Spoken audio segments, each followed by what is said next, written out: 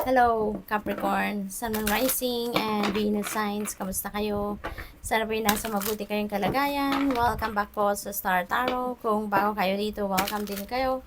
Thank you sa inyong support. I truly appreciate it. God bless you all. Tignan natin ang mga mensahe ni Capricorn. For the next 3 months, wow.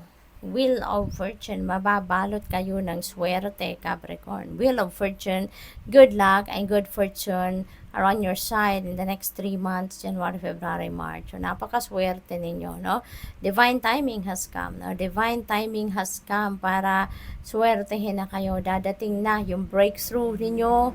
Depende sa inyong sitwasyon, maaring breakthrough ito sa pera, sa relationship, sa pamilya, trabaho. It could be in any area of life, but definitely siswertehin kayo sa ngayon. Kumbaga, uulan ng swerte. There could be a lot of movement, maaring mabisi kayo kasi nga may mga positive changes, no, na mangyayari rito sa buhay ninyo.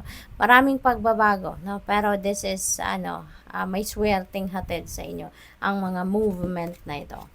Four of Pentacles, sa maaaring siswertehin kayo lalo-lalo na pagdating sa pera. Okay? This is about money. This is reminding you, no, to manage your money wisely, manage your resources wisely. Kasi maaaring hindi ninyo na monitor ang in and out ng inyong pera rito, Capricorn. Kaya that is a very important reminder para sa'yo.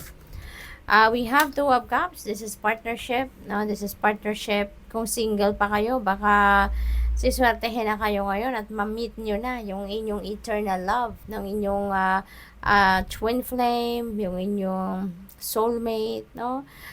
This could be the time, no, na makikilala nyo na yung inyong person, yung inyong future na magiging kasama sa buhay, yung ganun. This is also partnership, hindi lang sa relationship na romantic, ano. Maaari din na mayroong bagong kaibigan kayong makikilala, you're making new friends, or expanding your network, no, yung mga ganon. So, good luck. What else? We have Page of Cups. Ayan, there is siguro marami kayong imbitasyon, ano, around this time. Marami sigurong mga gatherings, no, social gatherings, social events na maaring maimbitahan kayo, no? Kaya be ready. Be ready to socialize kasi parang maraming rito, imbitasyon na paparating sa buhay ninyo. So, good luck. Baka dito, no, sa mga okasyon na to, baka dito ninyo makilala eto, no, na makakasama ninyo or makaka-partner ninyo or someone na dadating na bago sa buhay ninyo. We have Ten of Cups. Wow. Happy family. This is domestic bliss, domestic happiness.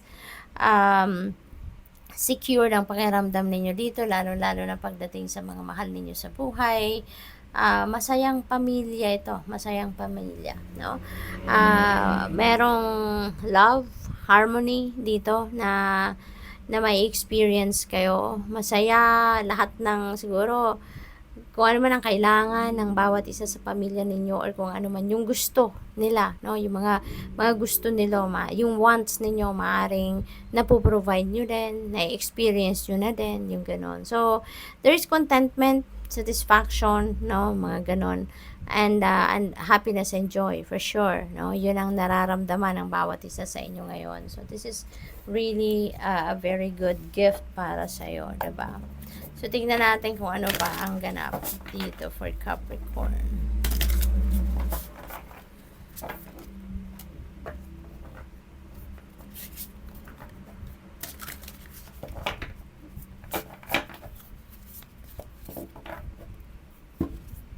So, we have the Mother Star. Ayan. So, kung bago kayo nakinig dito or nanood sa reading na ito, baka may question kayo or baka naghihingi kayo ng go signal or ng confirmation, this could be the answer sa'yo, no? It is a yes. This is a yes card, so this could be a go signal para sa'yo na yes, go for it. You're on the right path, you're on the right track, you made a right decision. So, kung ano man ang concern na tinatanong ninyo, this could be the answer. Sorry po. So, we have 7 of Cups. Ayan. So, may mga offers na parating. May mga opportunities na kakatok sa buhay ninyo. Pero, kailangan ninyo dito na maging ang tawag dito, yung maging mapagmatsyag, yung ganon. Kasi, there could be, kung kunyari, sabihin na natin more than one, more than two opportunities ang dadating sa inyo. At baka magduda kayo na bakit dalawa, bakit tatlo, bakit ang dami, bakit sabay-sabay, no? They are all for you, Capricorn. Lahat ng oportunidad na dumadating sa buhay natin, they are all meant for us. Pero, yun nga lang, binibigyan kayo ng universe, no? Ng opportunity to choose.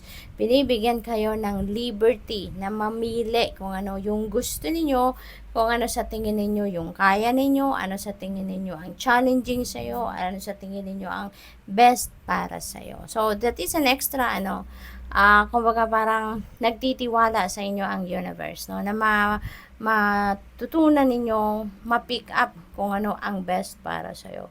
And, kung sa pagkakataong yan, baka na malito kayo, ma-confuse kayo, tune into your intuition. Okay? Kasi yung intuition laging nandyan. That is your most reliable guide.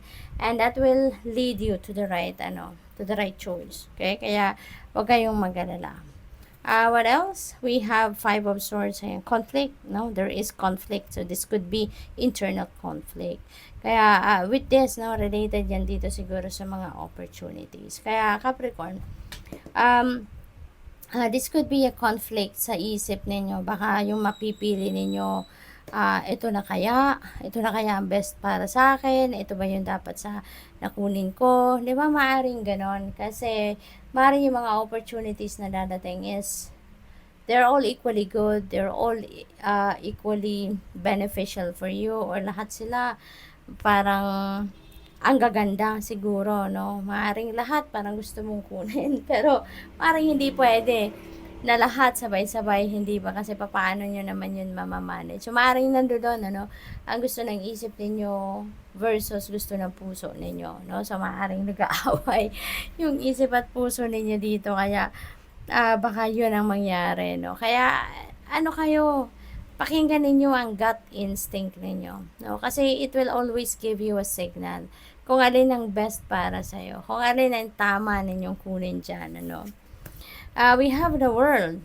travel, no, Capricorn. So, siguro within these 3 months, it's either January, February, or March, kung anumang buwan, no, baka magta-travel kayo, and that could be an international travel. So, siguro, lalabas kayo na bansa, no, for whatever reason, baka merong pasyal dyan, baka merong magtatrabaho na sa ibang bansa, magma-migrate na, or baka this is study related, no, baka mag-aaral kayo sa ibang bansa, or baka this is padala kayo ng kumpanya, baka meron kayong a-attendan na business related or job related or sa kumpanya ninyo, yung mga ganon. This is also ending and beginning, kaya meron kayo rito din na ma-accomplish. Meron kayong mga bagay dito na gagawin at siguro matagal na itong ginagawa ninyo and matatapos na, no? You're going to accomplish or achieve whatever that is, no? So, parang in a way, gagraduate na kayo sa kung ano man ang pinagkakaabalahan ninyo rito. It could also be studies, no? Baka mayroong gagraduate sa inyo, or kung hindi man kayo, baka anak ninyo, kamag-anak ninyo, kaibigan, person ninyo, yung gano'n. So, baka gagraduate na din sa pag-aaral. And this is a time for success, no? This is a time for success and celebration. So, it will be, masaya, no? Na time para sa inyo. We have Three of Swords. Ayan. So, dito sa Three of Swords energy, this is heartache, this is heartbreak, no? Na maaring ma-experience ninyo rito. Pero, feeling ko rito, tapos na to eh. No? Patapos na to. Wala nang fresh blood tayo nakikita. May luha, oo, pero wala nang fresh blood. So, this is not recent. Hindi rin ito present, hindi recent dito sa 3 buwan na to. This could be matagal nang tapos na ito, na sitwasyon na to. Pero, baka merong nakapag-remind na naman sa inyo sa ngayon. No? Baka merong makakapagpaalala sa iyo sa naging sitwasyon rito. Kung ano man na nagdulot sa inyo ng sama ng loob, sakit, heartbreak, baka baka ano yan, baka meron na naman kayong na-encounter na tao na related doon din sa kung sino man na nakapagdulot ng sama ng loob sa inyo, nakasakit ng inyong damdamin, or baka merong sitwasyon na nakapagpa-remind sa inyo, no? Kaya, ayan, naiiyak na naman kayo. So, what else for Capricorn? Tingnan natin, ano pa ang mga kaganapan kay Capricorn? So, we have Ace of Wands. Ayan, this is an exciting opportunity coming your way. No? So, maaaring related dito sa pag-enhance ng inyong talent, skills, gifts, or baka trabaho, no? Baka opportunity ito na makapagtrabaho ka na gagamitin mo yung mga talents mo, yung mga gifts mo, no? So, this is a exciting opportunity para sa iyo. Kaya parang, wow, hindi na ako makapaghintay. Parang ganon. We have the Hierophant. Ayan. So, maybe you are going to be, no? For some of you, baka spiritual din, no? Spiritual, ang tinatahak or tatahakin ninyong path rito, no? Capricorn. Feeling ko dito, siguro papunta ka doon sa pagiging spiritual guide, spiritual mentor, counselor, mga ganon. Baka life coach. Baka yun ang pag-aaralan mo din, no? Baka papunta ka sa pagiging mentor, sa pagiging life coach, no? Sa pagiging teacher, yung ganon. So, good luck to that. What else? We have Queen of Cups. Ayan. So, there could be someone dito na very supportive of you, Capricorn. There could be a woman, no? Could be a woman. This could be your mom. This could be your grandma. Or kung sino man yung tinuturing mong mother figure siguro. That's very supportive of you. So, siguro lagi itong nandyan para gabayan ka, para palakasan ang loob mo, suportahan ka, yung gano'n, no? So, that could be Cancer, Scorpio, Pisces sign, no? So, good luck. Thank you for watching. Love and light. Namaste.